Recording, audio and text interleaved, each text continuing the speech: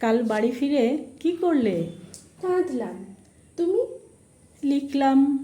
কবিতা? কই দেখাও। লিখেই কুচি কুচি। কেন?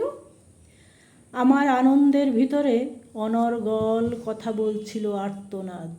আর্তনাদের ভিতরে গুনগুন গলা ভাজছিল অদ্ভুত এক শান্তি।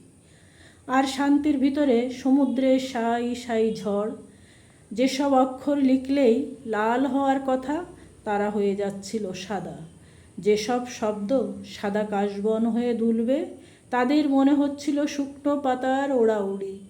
বুঝলাম সে ভাষা আমার জানা নেই, যার আয়নায় নিজের মুখ দেখবে ভালোবাসা।